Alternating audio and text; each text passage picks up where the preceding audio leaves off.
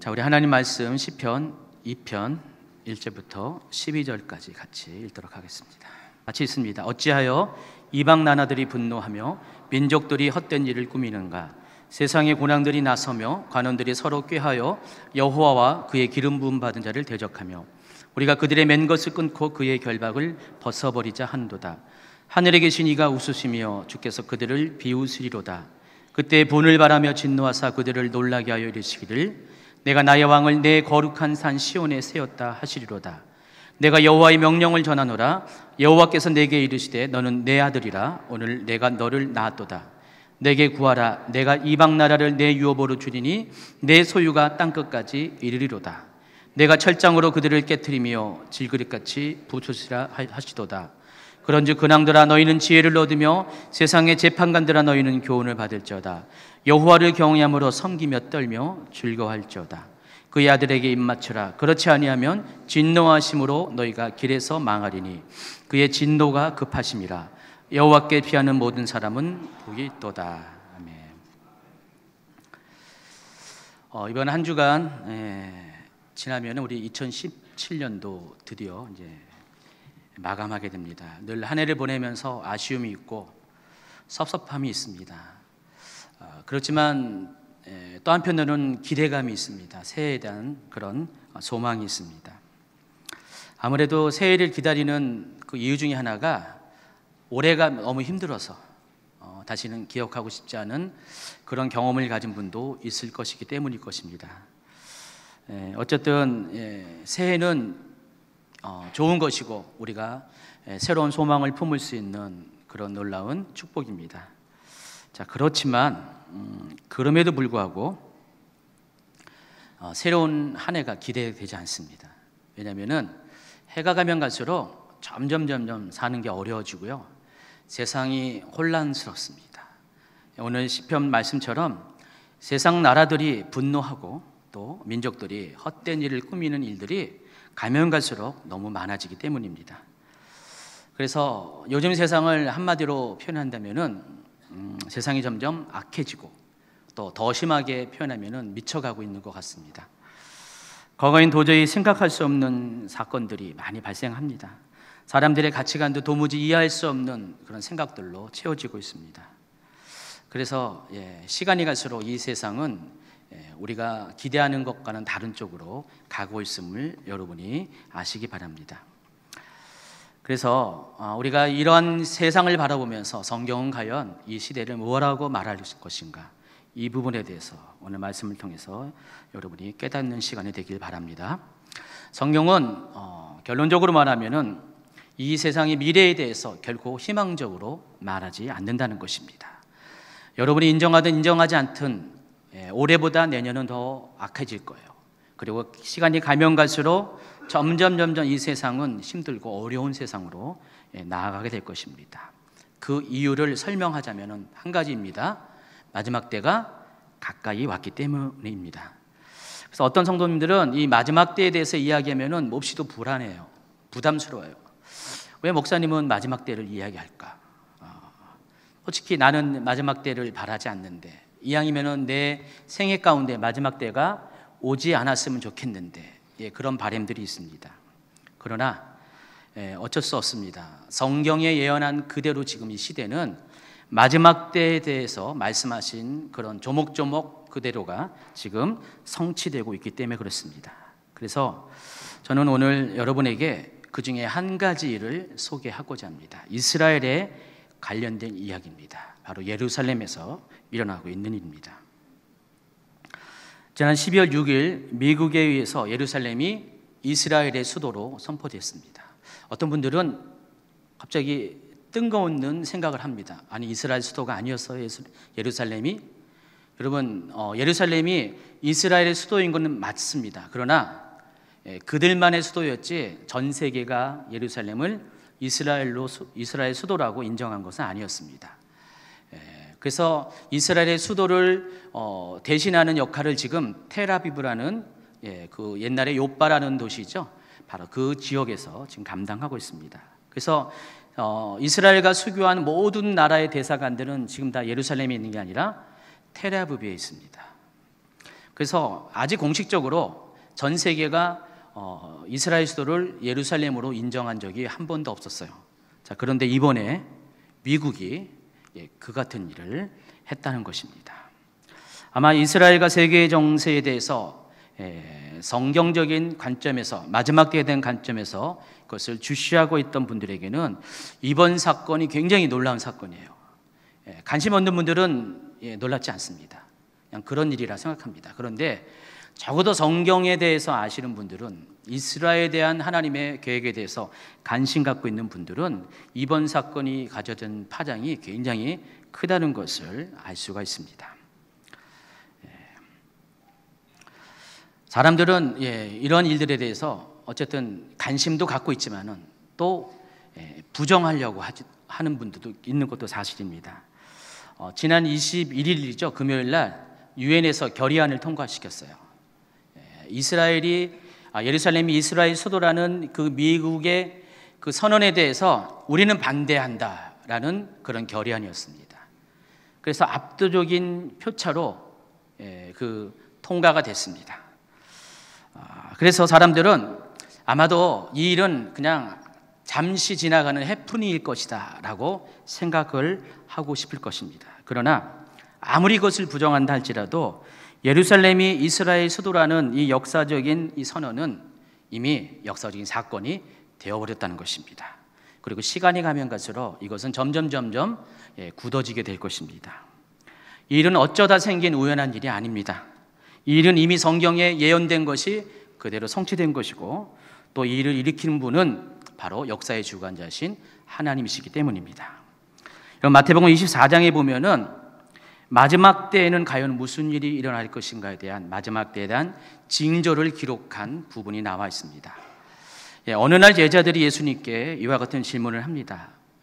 예수께서 감람산 위에 앉으셨을 때 제자들이 조용히 와서 이르되 우리에게 이르소서 어느 때에 이런 일이 있겠사오며 또 주의 임하심과 세상 끝에는 무슨 징조가 있사오리이까. 한번 여러분이 뒷부분을 같이 읽어볼까요? 주의 임하심과 세상 끝에는 무슨 징조가 있사오리이까. 자막이 안 떴네요. 이에 대해 예수님께서 이 마지막 때를 알리는 여러 가지 징조들을 가르쳐 주셨습니다. 자, 그런데 그 중에서 특히 32절과 33절 말씀이 매우 중요합니다. 예수님께서 이렇게 말씀하셨습니다. 이번엔 좀 같이 읽겠습니다. 무화과 나무의 비유를 배우라. 그 가지가 연하여지고 잎사귀를 내면 여름이 가까운 줄을 아나니 이와 같이 너희도 이 모든 일을 보거든 인자가 가까이 곧 문 앞에 이른 줄 알라. 자, 예수님은 무화과 나무 비유를 말씀하시면서 그것을 통해서 주님의 때가 가까이 온 것을 너희가 알 것을 말씀하셨습니다. 도대체 왜 하필 예수님은 이 무화과 나무를 배우라고 했을까요? 두 가지 이유 때문에 그렇습니다. 자, 무화과 나무는 계절을 알려주는 나무입니다. 다른 나무들도 계절을 알려주지만은 무화과 나무처럼 계절이 어떻게 바뀌고 있다는 것을 구체적으로 알려주는 나무가 없기 때문입니다. 또 무화과 나무는 이스라엘을 상징하는 나무입니다. 그래서 무화과 하면은 이스라엘 사람들에게는 그것이 자신을 상징하고 있다는 것을 잘 알고 있습니다. 자, 어느 날 예수님께서 예루살렘 성으로 들어가십니다. 근데 때마침 배가 고팠어요. 근데 시장하셔서 길가에 있는 무화과 나무를 봤는데 저기 저 멀리에 한 그루의 무화과 나무가 발견됐습니다. 잎사귀가 맺어 있는 걸 봤습니다. 그래서 예수님은 그 나무 가까이 가서 혹시나 열매가 있나 찾아봤습니다. 그런데 열매가 없었습니다. 그러자 예수님은 어떻게 했습니까? 그 나무를 저주하셨고, 그리고 그 나무는 저주한 대로 말라 죽게 되었습니다.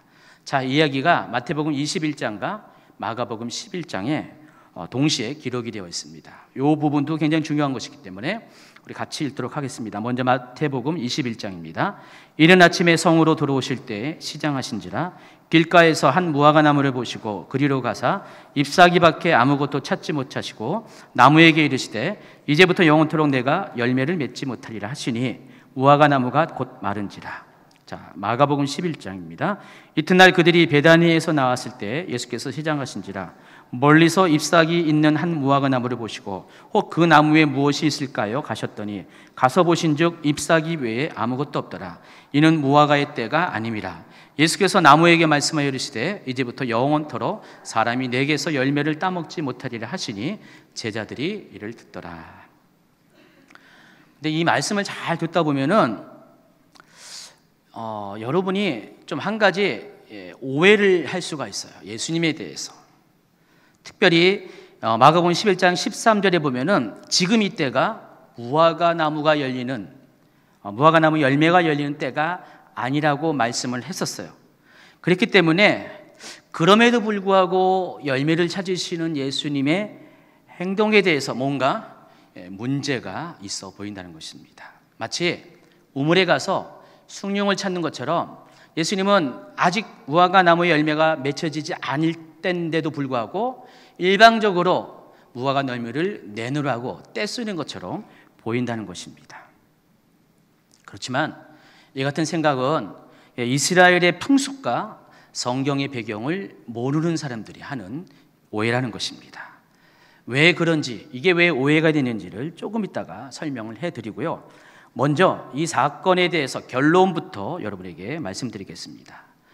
자, 첫 번째 진실은 이런 것입니다. 예수님께서 열매를 얻지 못하시면 화가 나서 그런 것이, 화가 나서 나무를 저주한 것이 아니라는 것입니다. 그러니까 무화과 나무가 열매를 맺지 못했기 때문에 예수님이 화를 낸 것이 아니라는 것이 첫 번째 진실이고, 두 번째 진실은 예수님께서는 이 사건을 통해서 하나님 앞에 열매 없는 이스라엘 민족이 앞으로 어떻게 미래가 펼쳐질 것을 빗대어서 보여주신 것입니다. 그리고 그 결과 이스라엘은 하나님께서 다시 이스라엘 나라를 회복시켜 줄 때까지 약 2000년 동안 국가라는 열매를 맺지 못하는 백성으로 살아야만 했습니다. 자, 그런데 그렇게 말라 죽었던 것 같은 무화과 나무와 같은 이스라엘이 성경의 예언대로 마태복음 24장 32절과 33절의 예언대로 마침내 국가를 회복했습니다. 그리고 이번에는 예루살렘이 이스라엘의 수도라는 역사적인 사건을 목도하게 됐습니다. 그렇다면 우리가 이 사건을 보면서 믿는 자로서, 하나님의 백성으로서 이 놀라운 사건을 어떤 시각에서 바라봐야 되는지 저는 그 점에 대해서 여러분에게 말씀드리고 싶습니다. 당부하고 싶은 것은 이번 일에 대해서 여러분들은 절대로 하나님도 모르고 성경도 모르는 세상 사람들의 관점에서 이 사건을 바라보지 말라는 것입니다. 적지 않은 사람들이, 믿는 자 중에서 적지 않은 사람들이 이 일을 강행한 트럼프 대통령을 미쳤다고 말해요. 그리고 이스라엘에 대해서 아주 부정적으로 이야기를 합니다. 그러나 이것은 굉장히 어리석은 행동이에요. 정말로 하나님께서 이 일을 통해서 우리에게 말씀하신 것들을 모르기 때문에 하는 어리석은 오해이고 행동이라는 것입니다. 오히려 여러분은 이 사건을 통해서 하나님께서 성경 속에 감춰둔 이 마지막 때의 시간표가 지금 세상 가운데 어떻게 드러나고 있는 것들을 심각하게 바라보셔야 한다는 것입니다. 이미 말씀드린 바와 같이 무화과 나무는 두 가지 면에서 중요하다고 그랬어요. 첫 번째는 이스라엘을 상징하는 나무이고 또 계절의 변화를 알려주는 나무라고 말씀드렸습니다. 그래서 여러분이 무화과 나무를 잘 보면은 계절이 어떻게 변하고 있는 것들을 자세히 살펴볼 수가 있다는 것입니다. 무화과 나무라고 우리는 한글로 다 알고 있죠. 그런데 히브리어 보면은 이 무화과 나무 열매를 두 가지로 다른 단어를 사용해요. 첫 번째가 파게라는 단어입니다. 그리고 두 번째가 테에나라는 단어입니다. 이 파게와 테에나는 무화과 나무의 열매를 가리키는 것인데 용도가 다르다는 것입니다. 근데 한글 성경에는 이 두 가지가 구분되어 있지 않았어요. 한 가지로 다 통일되어 있습니다. 여러분, 겨울이 되면은 모든 나무가 그랬듯이 무화과 나무도 역시 잎이 다 없어지고 가지는 앙상해지고 회색빛의 그런 거의 죽은 것 같은 모습으로 무화과 나무가 보여집니다. 그렇지만은 점점점 여름이 다가오면은 많은 것들이 변합니다. 가지가 연해지고 또 잎이 나기 시작합니다. 그리고 마침내 3월, 4월 정도가 되면은 파게라는 첫 번째 열매를 맺게 됩니다. 자, 이때가 이스라엘의 절기로서는 6월절에 해당하는 것이에요. 자, 그런데 파게는 아직 본 열매가 아닙니다. 먹기에는 아직 완전치 않은 푸석푸석하고 수분이 없는 그런 열매입니다. 여러분이 지금 무화과나무를 지금 한국에서도 먹고 있잖아요. 그것은 파게가 아니라 테에나예요. 그래서 파게는 여러분이 먹을 일이 거의 없을 것입니다. 그러나 이스라엘에 가면은 파게를 직접 따먹을 수가 있어요. 봄 시즌에 가면은 파게를 먹을 수가 있습니다. 그러나 일반적으로 파게를 먹는 사람들은 많지 않아요. 대개 가난한 자들이나 또 어린아이와 같은 애들이 파게를 먹어서 줄인 배를 채우게 됩니다. 자, 그런데 이 파게가 중요한 이유가 있어요. 파게가 열리지 않으면은 본 열매인 테에나가 열리지 않는다는 것입니다. 그래서 무화과 나무는 먼저 반드시 먹기에도 부족하고 보기에도 안 좋은 파게일지라도 파게가 열려야지만 본 열매인 테에나가 열리기 때문에 반드시 파게는 그 나무 가운데 열려야 한다는 것입니다. 자, 이런 관점에서 오늘 이 무화과 나무 저주 사건을 여러분이 이해한다는 것입니다. 자, 예수님께서 무화과의 때가 아님에도 불구하고 무엇이 있을까 찾으셨다고 했습니다. 그래서 그 찾으신 열매는 뭘까요? 테에나일까요? 파게일까요? 파게입니다. 예수님이 지금 맛있는 본 열매인 테에나를 찾은 것이 아니라 파게를 찾은 것이에요. 자, 그런데 그럼에도 불구하고 파게가 거기 없었어요. 가지는 이미 연해지고 잎은 나기 시작했는데 당연히 파게가 열려 있어야 되는데 예수님이 찾은 그 나무에는 파게가 없었다는 것입니다. 이럴 경우 농부는 어떻게 합니까? 가감없이 그 나무를 베어버립니다. 왜냐하면 파게가 열리지 않는 나무는 테에나가 열리지 않기 때문에 있어봤자 자리를 차지할 뿐이에요. 예수님은 이와 같은 관점에서 그 파게가 열리지 않는 무화과 나무를 저주했고 이것을 통해서 열매 없는 이스라엘의 민족이 미래가 어떻게 될 것을 예언적인 행동으로 보여줬다는 것입니다. 자, 이처럼 무화과나무를 저주한 사건에는요, 유대인을 알고 이스라엘 풍속을 알고 또 히브리어를 아는 사람들만이 이것을 이해할 수가 있습니다. 여기에는 숨겨진 코드가 있다는 것입니다. 그러니까 이방인인 우리는 이것을 설명받지 않으면 알 수가 없다는 것입니다. 유대인들이 아니고서는 예수님의 이 같은 행동에 대해서 우리는 이해할 수가 없다는 것입니다. 예수님이 좀 개팍하게 생각하는 거예요. 그래서 옛날의 사람들은요, 아직 이런 이스라엘 풍습에 대해서 익숙하지 못한 분들은 예수님의 이 같은 행동을 이상하게 오해를 했어요. 여러분 슈바이처 박사라는 사람 알죠? 그분이 의학자이고 뭐 음악가이고 예술가이 동시에 유명한 신학자이기도 합니다. 그래서 슈바이처 박사는 이 부분을 이렇게 주석을 했어요. 아마도 예수님이 곧 있으면은 예루살렘 성에 가서 십자가를 달려 돌아가셔야 되는데 아마 스트레스가 심했을 것이다. 그래서 짜증을 부렸다. 이런 식으로 해석을 했습니다. 아무리 슈바이처 박사라도 성경에 대해서 모르면은 이 부분을 이해할 수가 없어요. 여기는 숨겨진 코드가 있다는 것입니다. 무화과 나무에 대해서 열매에 대해서 한 번 더 다른 각도에서 소개를 하겠습니다.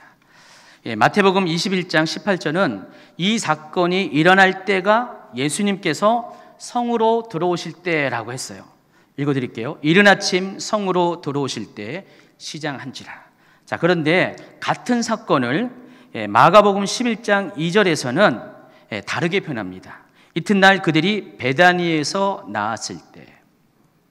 여기서 성은 예루살렘 성을 말하는 것입니다. 근데 표현이 달라요. 장소가 달라요. 그러면 과연 이 마태가 맞는지 마가가 맞는지 여러분 의문이 생길 것입니다. 그런데 두 가지가 다 맞습니다. 같은 이야기를 하고 있습니다. 먼저 여러분 베다니에 대해서 아셔야 됩니다. 이스라엘 땅에서 베다니라는 지명이 두 곳이 있어요. 사해를 중심으로 사해 북쪽에 그 여리고 가까운 곳에 베단이라는 지명이 있습니다. 여기도 무화과 나무가 많이 열리죠. 그리고 예루살렘 성에서 동쪽으로 약 3km 정도 떨어진 곳에 베단이라는 마을도 있습니다. 근데 이 두 번째 베단이는 성경에서 자주 나오는 베단이에요. 바로 나사로의 고향입니다. 나사로와 그의 남매들이 살고 있는 곳이 베단입니다. 예수님께서 갈릴리에서 주로 사역을 하셨는데 예수님께서 예루살렘을 갈 때면은 항상 베다니에서 머물렀어요.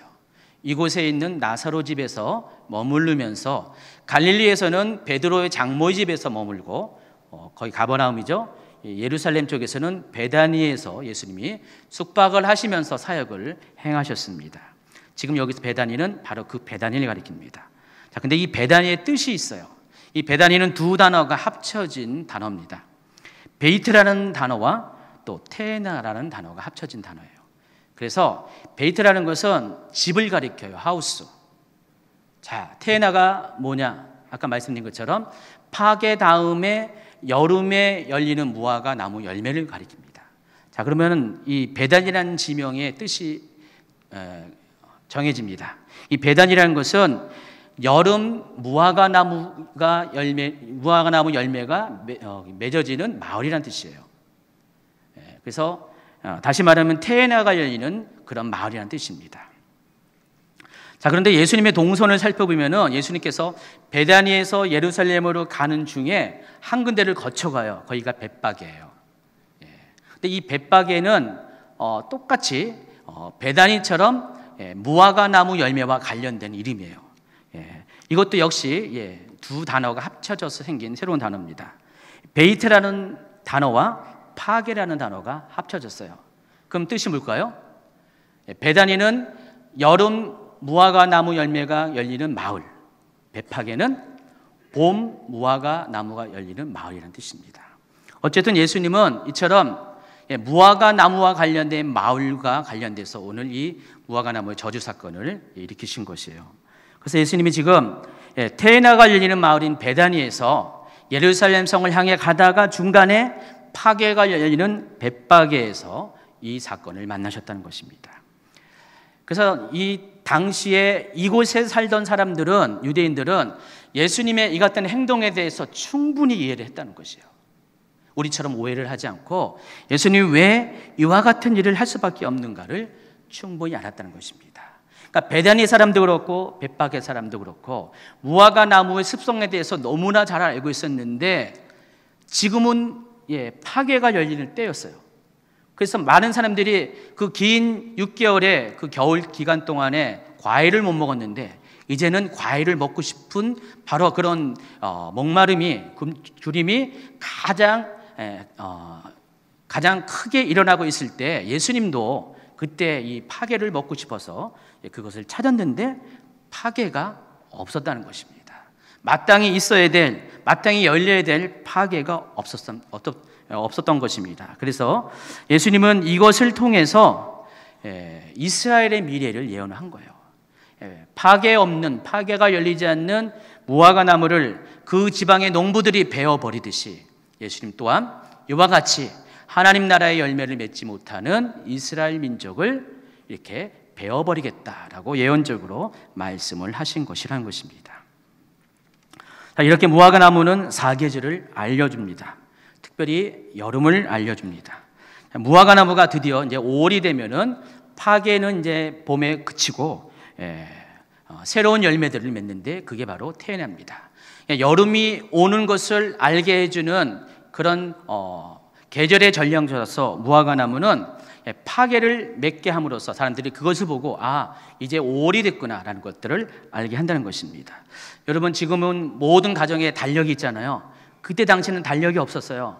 그렇죠? 달력이 없다 보니까 사람들이 대충 계절을 보면서 지금이 어느 때인가 이런 것들을 추측을 했습니다. 자, 그런데 여름이 되는 것을 어떻게 하냐? 5월이 된 것을 어떻게 하냐? 5월이면 어김없이 무화과 나무의 잎이 더 커지면서 무성해지면서 테에나가 열리게 됩니다. 그래서 테에나가 열리는 걸 보면서 이제 5월이구나, 본격적인 여름이 됐구나라는 것을 알 수가 있다는 것입니다. 자, 그런데 이 무화과 나무는 아주 특징이 있어요. 이 테에나는 한 번 열리는 게 아니에요. 봄 열매인 파게가 열리고 나서 5월이 되면 테에나가 열리기 시작하는데 5월부터 10월까지 무려 4번에 걸쳐서 테에나가 반복적으로 열린다는 것입니다. 그래서 그 긴 여름 시즌 동안의 달력을 바로 이 테에나를 보면서 이스라엘 백성들은 알 수가 있었다는 것입니다.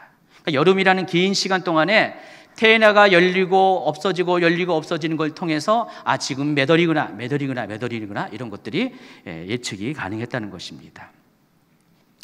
또 한 가지 얘기하겠습니다. 유대 사람들은요, 여름이라고 생각하면은 떠오르는 단어가 있어요. 우리는 뭐 해수욕장, 또 여름에 시원한 수박을 떠오르는데, 이스라엘 사람들은 여름이 되면은 마지막 때를 떠오릅니다. 이미 여러분 제가 강의 중에 많이 이야기해서 이거 이해할 겁니다. 히브리어로 여름이라는 단어가 카이츠입니다. 그리고 마지막 때라는 단어가, 종말이라는 단어가 캐치입니다. 가끔 제가 여러분에게 농담을 하잖아요. 이런 게 있잖아요. 지금 우리 선교 시즌이에요. 우리가 선교 계속 하고 있습니다. 그래서 제가 광고를 해요.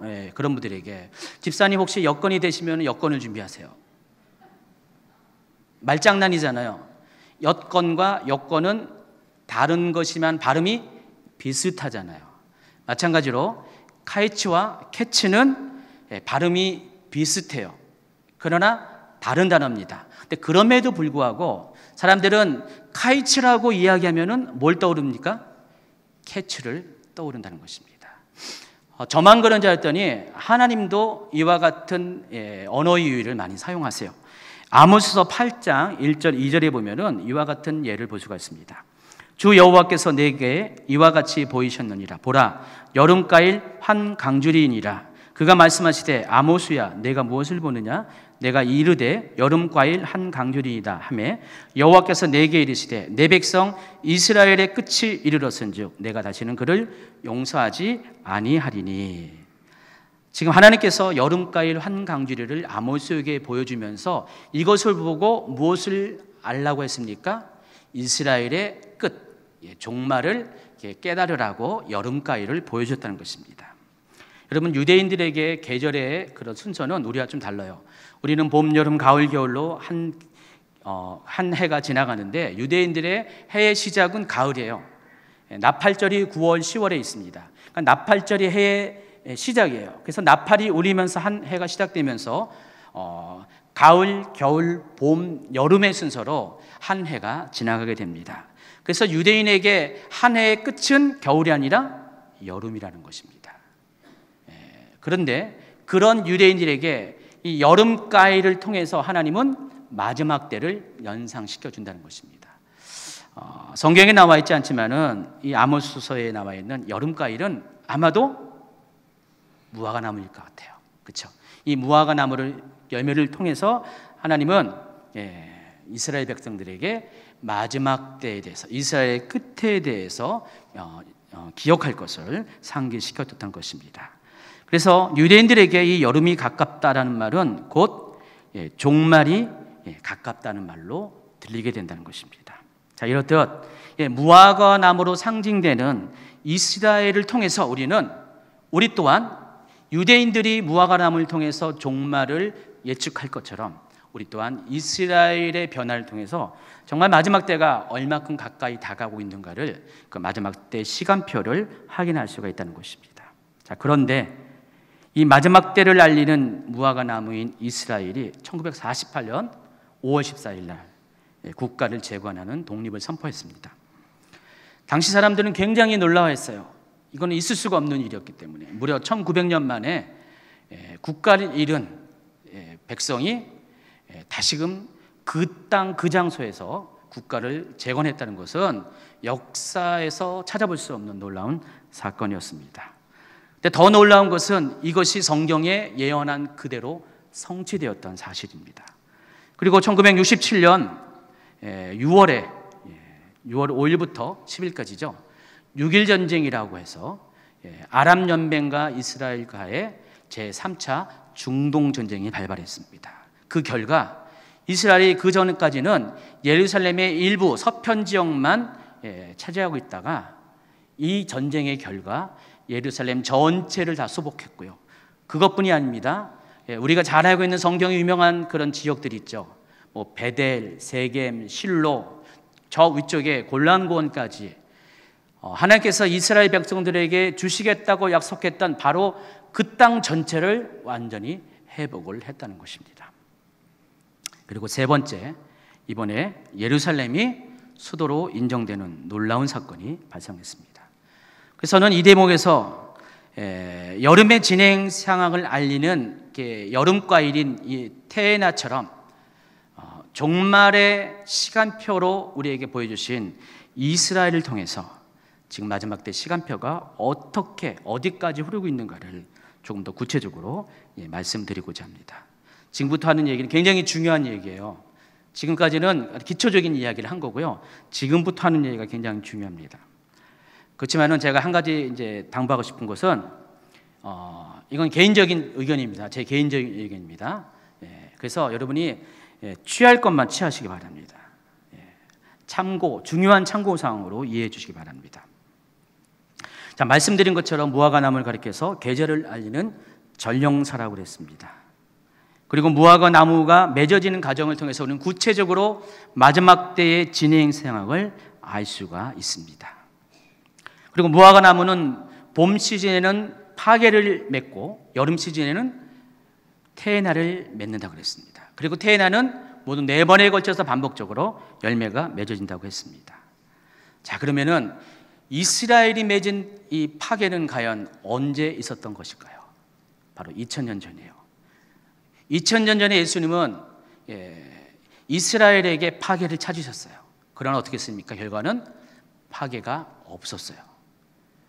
그리고 그 결과 이스라엘은 저주를 받아서 국가를 잃어버렸습니다. 그때 당시 이스라엘이 맺어야 될 파게의 열매에 대해서 생각해 봤어요. 그러면 그때 예수님께서 하나님께서 원했던 이스라엘이 마땅히 맺어야 될 파게는 과연 뭘까? 무엇을 의미할까? 저는 그것을 하나님께서 하나님 나라를 이스라엘 통해서 세우기를 원했었는데, 그래서 누굴 보내셨어요? 메시아이신 예수님을 보내셨는데 이스라엘 백성이 예수님을 영접하지 않았습니다. 그렇기 때문에 이스라엘 백성이 예수님을 영접하지 않는 그 사건이 바로 파게라는 열매를 맺지 못했던 사건이라는 것입니다. 여러분, 예수님의 사역과 이스라엘의 절기는 굉장히 밀접하게 연결됐다는 것을 여러분이 알고 있을 것입니다. 이스라엘은 모두 7개의 절기가 있어요. 7대 절기라고 합니다. 근데 이 7대 절기는 2개로 나눕니다. 봄절기와 가을절기. 봄절기는 3가지 절기인데 유월절, 무교절, 초실절입니다. 그리고 가을절기는 나팔절, 속죄일, 그리고 장막절입니다. 그리고 중간에 초실절 이후 50일째 되는 날 칠칠절, 맥주절, 또 오순절이라는 그런 한 개의 절기가 중간에 껴 있습니다. 어쨌든 예수님의 사역은 이 절기들과 밀접하게 관련되어 있습니다. 자, 예수님은 봄절기 시즌에 이 세상에 오셨어요. 6월절 어린 양이 되셔서 우리의 죄를 위해서 죽으셨습니다. 그래서 6월절 절기에 맞춰서 예수님은 죽으셨어요. 그리고 무교절 기간 동안에 무덤에 계셨고, 그리고 초실절에 맞춰서 예수님은 부활하셨습니다. 그래서 부활절은 지금 이스라엘 절기와 일치가 돼요. 초실절이 부활절이에요. 그리고 나서 성령이 오셨고요. 자, 그런데 아직 성취되지 않은 절기가 남아있다고 그랬어요. 바로 나팔절, 속죄일, 장막절입니다. 이것은 가을절기예요. 자, 근데 문제가 있어요. 그 기간 동안에 6개월이라는 공백이 있다는 것입니다. 여름 시즌. 우리가 나팔절이 되면은 주님이 다시 재림하셨다는 것들을 알게 될 거예요. 근데 그 전까지 우리가 주님이 다시 오시는 것을 어떻게 알 수가 있냐 이거예요.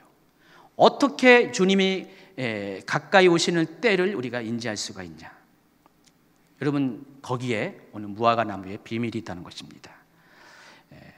우리가 그동안 인지하지 못한 것 중에 하나가 그 6개월 동안의 여름 시즌 동안에 하나님의 절기는 없지만은, 물론 이게 오순절이 중간에 껴있죠.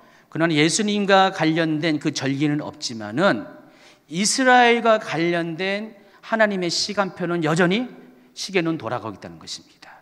그게 바로 무화과 나무의 2번째 열매인 테에나라는 것이에요.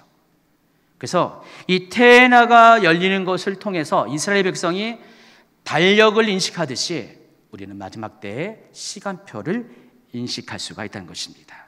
다시 말해서 하나님은 이 여름 기간에 열리는 반복적으로 4번씩이나 열리는 테나 열매를 통해서 마지막 때를 알 수 있는 숨겨진 코드를 심어 놓으셨다는 것입니다. 첫 번째 테나, 이스라엘의 독립입니다.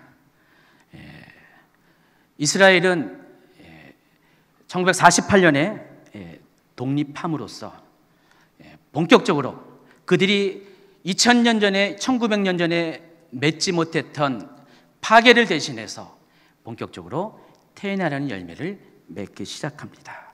그걸 통해서 이제 여름 시즌이 이제 종말로 가는 마지막 때로 가는 여름 시즌이 시작됐다는 것들을 하나님은 모든 사람에게 알게 하셨다는 것입니다.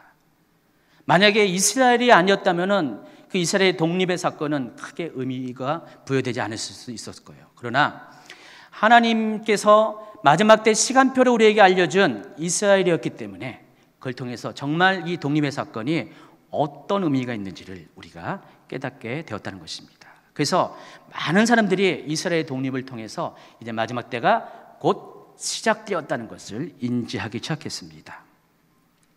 그리고 두 번째 테나가 이스라엘의 영토 회복입니다. 말씀드린 것처럼 1967년 이스라엘은 성경에서 말한 이스라엘의 모든 영토를 완벽하게 회복을 했어요. 자, 그런데 문제가 있죠. 그럼에도 불구하고 예루살렘은 완벽하게 회복이 되지 않았습니다. 여전히 남아 있었어요. 이스라엘이 예루살렘을 수도로서 주권을 가지지 못하고 있었다는 것입니다. 그런데 이번 트럼프 대통령의 예루살렘 선언에 의해서 예루살렘이 공식적으로 이스라엘의 수도로 인정이 되었다는 것입니다. 따라서 뭐 사람들의 반응이 어떻든 간에 이제는 더 이상 영토에 관한, 국토에 관한 이스라엘 국토에 대한 더 이상의 회복의 절차는 남아있지 않습니다. 저는 그래서 이것을 세 번째 테나가 열린 것으로 보고 있습니다. 자, 그런데 한 가지 남아있는 사건이 있습니다. 이스라엘 나라도 회복됐고 또 알리아 운동을 통해서 국민들도 회복됐고 또 이 6.1 전쟁 그리고 이번에 예루살렘 수도 인정을 통해서 영토까지 완전히 회복됐는데 아직 한 가지 남아있는 게 있어요. 뭘 것 같아요? 종교가 회복이 안 됐습니다. 이스라엘의 종교가 아직은 완벽하게 회복되지 않았어요. 물론 이스라엘이 지금 그 종교적인 유대인들에 의해서 강력한 영향력이 펼치고 있지만은 진정한 유대인의 관점에서의 종교의 회복은 뭘 것 같아요? 제3성전이 건립되는 것입니다. 바로 그 자리에 성전이 있었던 그 자리에 무너졌던 성전이 회복되어야 비로소 이스라엘이 완전히 회복되는 것입니다. 그래서 이 제3성전이 건립되는 것을 저는 네 번째 태어나 마지막 무화과 열매로 보게 된다는 것입니다. 그래서 여러분이 만일 여러분이 살아있는 동안에 제3성전이 세워졌던 것을 보거나 듣게 된다면은 정말로 이제는 마지막에 끝이 왔다는 것들을 여러분이 인지하셔야 된다는 것입니다. 자, 그런데 우리가 마지막 성전이 세워지기까지는 여유가 좀 있었어요, 그동안. 왜냐하면은 그 자리에 지금 이슬람의 세 번째 그런 성지가 있기 때문에 그렇습니다. 오마르 사원이라고 불리기도 하고 황금 사원, 돔 사원, 바위 사원, 뭐 여러 다양한 이름으로 불려지는 모스크가 거기 있습니다. 그래서 그 모스크가 없어지지 않는 한 성전은 들어설 수가 없어요. 그 사람들은 그 일이 과연 언제 일어날까?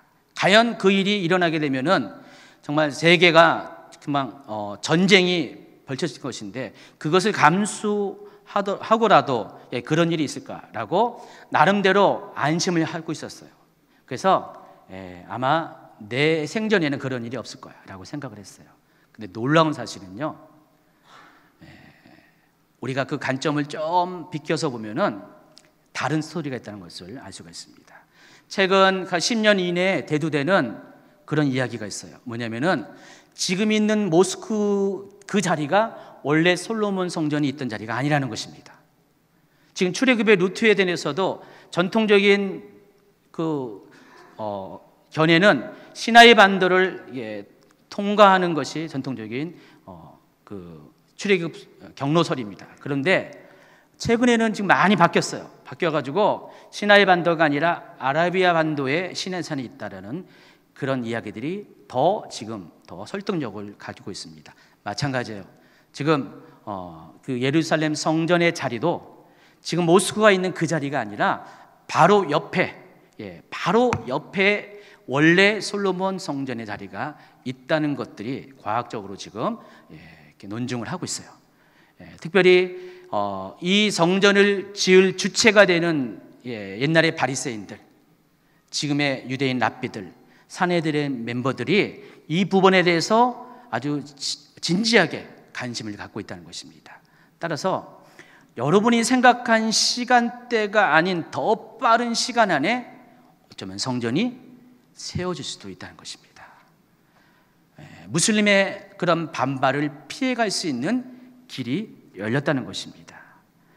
이처럼 이 마지막 때는 여러분이 생각한 것보다 더 빠른 시간이 흘러가고 있다는 것이에요. 그래서 여러분이 예측하는 시간대보다 마지막 때는 시작될 수가 있다는 것을 여러분이 아시기 바랍니다. 자, 그런 의미에서 이번 예루살렘 수도 선언은 바로 네 번째 태어나가 맺혀지기 전에 먼저 일어날 일에 대한 중요한 전조라는 것입니다. 자, 이처럼 우리가 이 마지막 때에 대해서, 이 마지막 때가 가까운 미래에 대해서 여러분이 먼저 아시고, 오늘 본문 말씀을 통해서 이때 우리가 어떻게 이 시간대에 우리가 하나님 앞에 서 있는가를 설명해 드리겠습니다. 결론이면서 이제 본문입니다. 자, 오늘 본문 1절의 말씀을 제가 읽어드리겠습니다. 세 번역을 읽겠습니다. 어찌하여 뭇나라가 술렁거리며 어찌하여 뭇민족이 헛된 일을 꾸미는가. 여기 보시면은 개역개정에서는 뭇나라가 분노한다 그랬는데 세 번역에서는 술렁거린다 그랬습니다.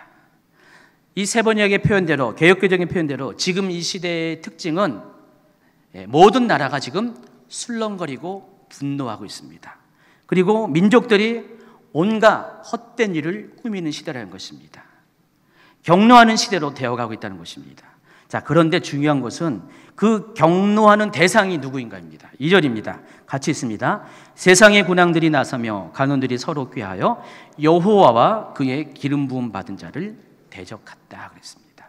그러니까 세상이 분노하는 이유가 다른 것이 아니에요. 세상이 술렁거리는 그 대상이, 그 타겟이 하나님이라는 것입니다. 그리고 그의 기름 부음 받은 자 예수 그리스도를 가리킵니다. 그 이유가 3절에 나와 있습니다. 같이 있습니다.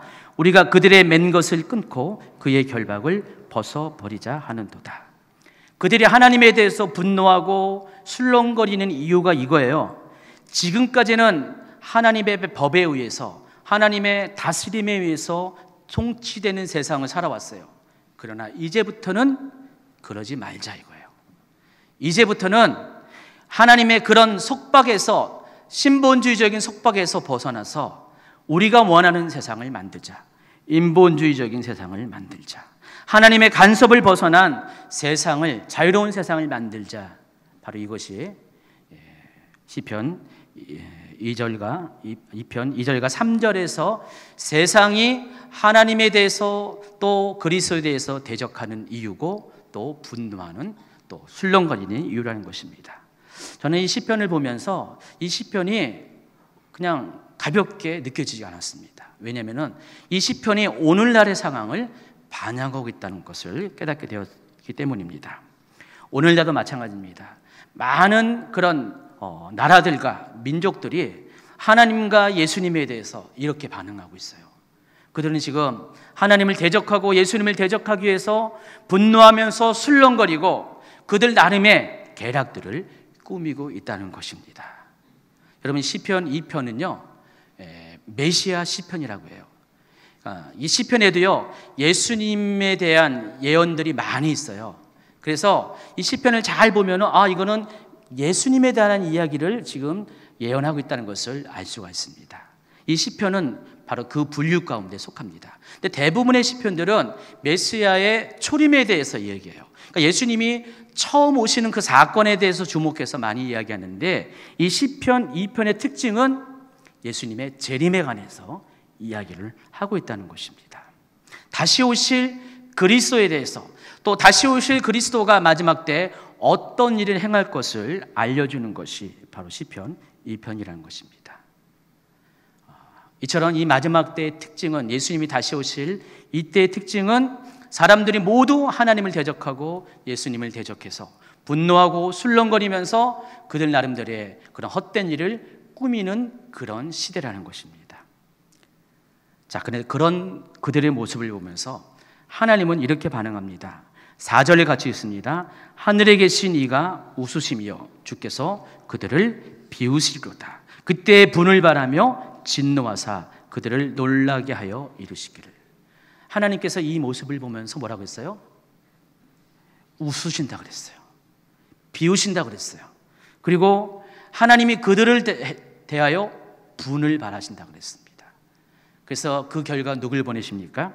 바로 내가 나의 왕을 내 거룩한 산 시온에 세웠다 하시리다. 이분이 누구예요?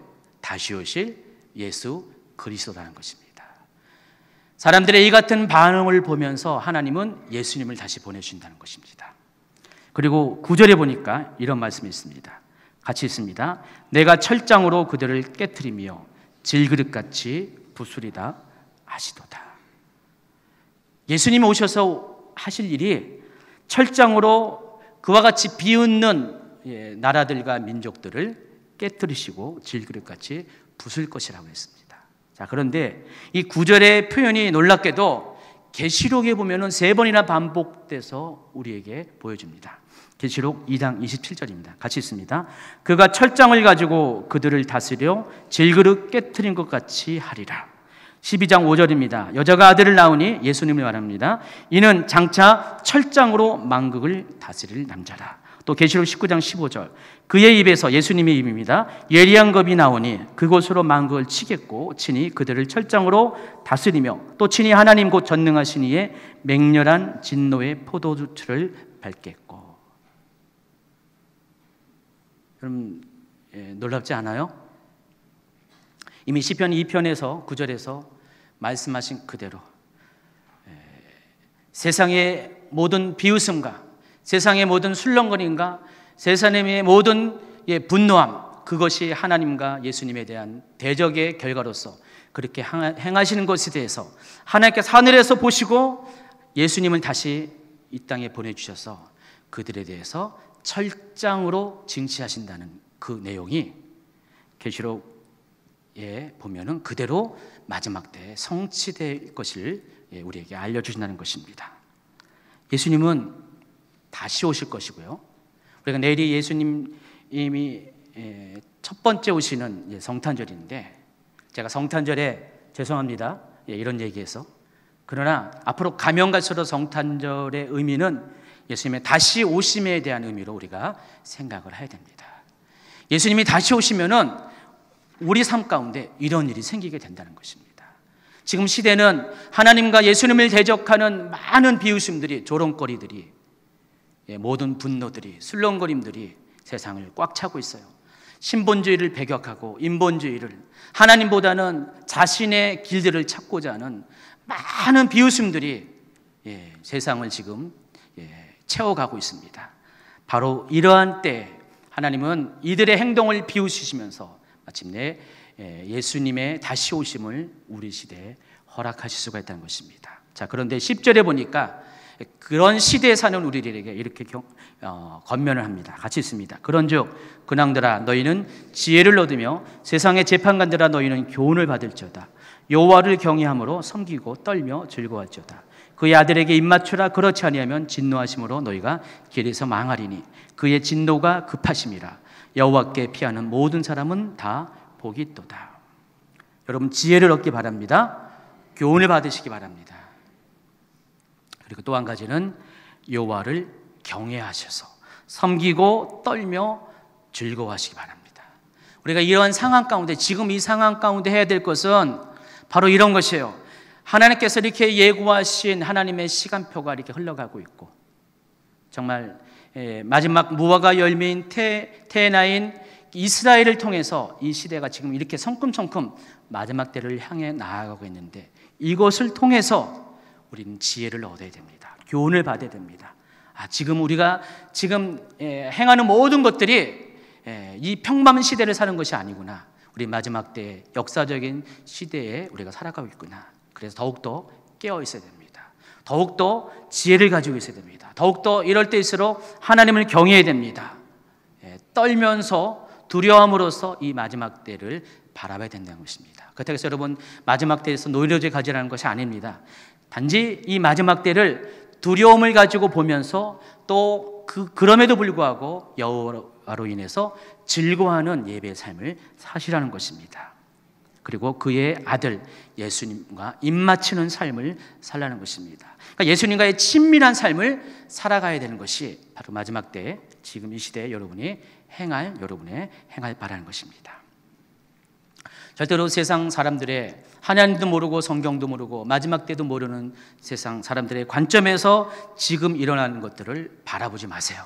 거기에 합류하지 마시고 그 술렁거림 가운데 나도 있지 마시기 바랍니다. 여러분 분노하지 마세요.